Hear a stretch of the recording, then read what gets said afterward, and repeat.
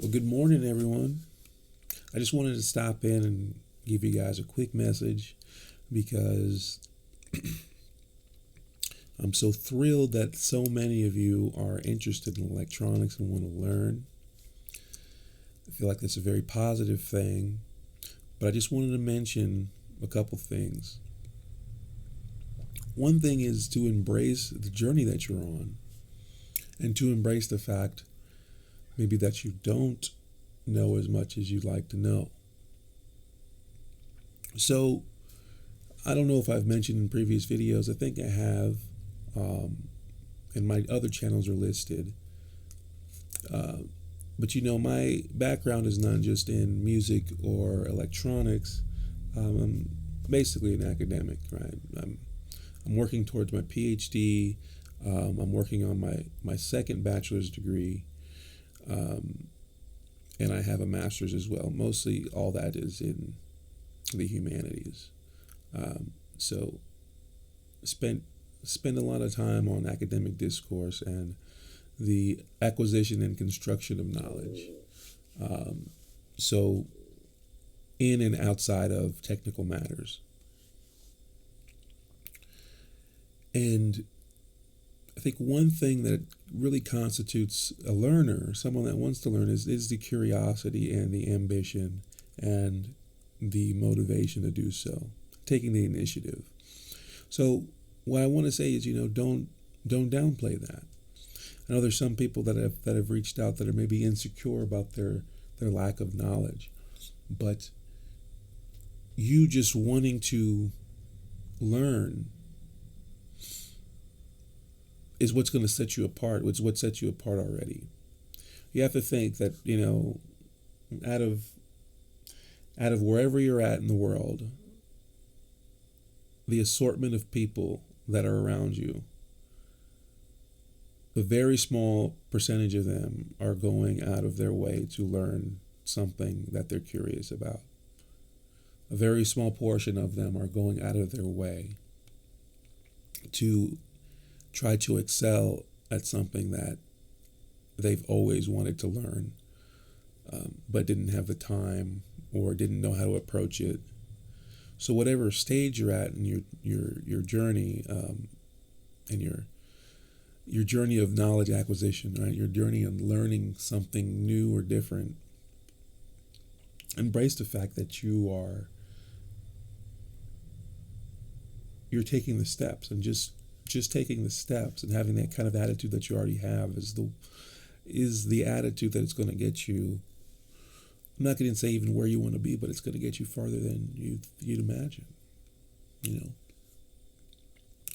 I remember when I really knew that I had it in electronics, and I'm not like, I'm not trying to toot my own horn, or there's still much to learn.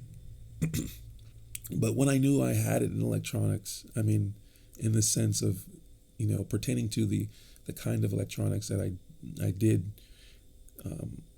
most often, was when it had been years since I built something, and I was actually in college at this point. And the college that I was at had a shop where you could just go and build stuff. It had like a design center, which I didn't even know about because I went to school for philosophy. I wasn't even concerned about building or anything at that point. But they had a design center, and then when classes were going good and I had some free time, I just go in there and build things. And I go in there and build some stuff, and people are like, "Oh, wow, what the heck is this guy doing?" Like they couldn't. Most people, and this is what you find. This is part of why I commend you guys and want to make this message, because in the electronics world, a lot of people that are beginning in electronics, just like at the school that I was at, most people are going into microcontrollers. They're going into Arduinos, Raspberry Pis, and there's a place for that stuff. There's nothing wrong with that, but that's not electronics, and we haven't had that debate yet, I don't think.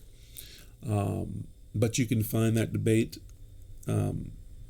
parsed out on the internet in places, probably on YouTube as well. Um, but to me, it's not so much a debate. It's just a known fact. Okay, anybody that understands the difference in technicality will concede that microcontrollers, Arduinos, are not electronics. It's programming, right? So in electronics, you're taking what we want to be concerned about. Just like many of you ask me these questions, they say, "Well, how do I build a circuit?" Because you're wanting to take electronic components and make it accomplish some kind of function. With a microcontroller, you program a pre-existing board to make that same function. So instead of taking a 555 timer and figuring out how to take certain resistors and capacitors to time it in such a way that it makes an LED flash every 3 seconds, you put that LED on a Arduino, and then you take a laptop and you program the Arduino to make it flash every 3 seconds. Again, there's nothing wrong. That's very useful. It's very useful. And it's very useful even in product design, where, guys don't have to maybe worry about even doing a lot of like heavy firmware stuff. They could put an Arduino or a Raspberry Pi in something, and it'd be a lot easier to even make some products. So I think there's a place for that. But again, it's not electronics, and it's not going to get you to learn electronics. So I say that because, again, in my experience when I was in college, my electronics prowess really stood out because I wasn't doing microcontrollers, and I was doing vacuum tube stuff. I was doing just regular, point-to-point stuff. I was just creating things and making nice products. A lot of the products that I made when I was in college, I sold them, and I don't know. I just thought that was a way of life for me because what I did when I was young. So, but people it really took people aback. But again, that kind of has to do with, and what is his name? Dave Jones from, what is it? EEV blog. Okay, if you don't know Dave, if you haven't checked out Dave, you gotta check him out. He's got probably one of the largest electronics channels on YouTube. He does a lot of tear downs and stuff. A very knowledgeable guy. But he talks about how he's been criticized that the expectations his expectations of electronics hobbyists or beginning electronics people are too high. Like he expects too much knowledge from them. He expects them to know how to do some PCB layout and this and that. And some people say, "Oh, that's too much for someone at the hobbyist level or something." And it's not. And that's I take that story to compare it to my experience in college. You see, this is why I said I'm not trying to toot my own horn, because I didn't think I'm special for knowing what I know or doing things the way I did it. It was really, to me, a reflection of the fact of the lower level knowledge that's now being imparted by hobbyists because of technology. See, even within technology, even within the field of technology, we're using technology to sequester the need to learn the actual stuff, right? When I was growing up, we didn't have Arduinos. There were microcontrollers. Microcontrollers existed for a long time, but it's been this new trend of making them for design. Making them in certain packages and being design friendly to make stuff. But that wasn't popular when I was young. And even if it was, I wouldn't have done it because I've always, someone asked me before, I said, "Oh, well, how do you have a lot of background in, music and electronics, and you do this and you fly aviation?" I'm actually going to be on my way to the airport soon here. It's all physics to me. My actual concern with electronics is really the exploration and kind of the exploration and the study of physics. that's really why I enjoy electronics.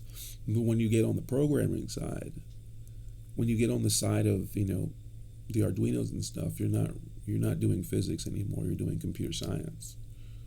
Okay, so I very much feel how Dave feels in that respect, as if I didn't think what I'm doing is not special knowledge. It is the knowledge, right? It is the basic knowledge.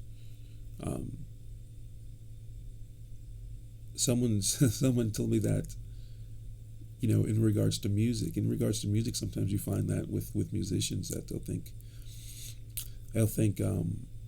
that if you don't know any top 40 tunes, that you don't know the music.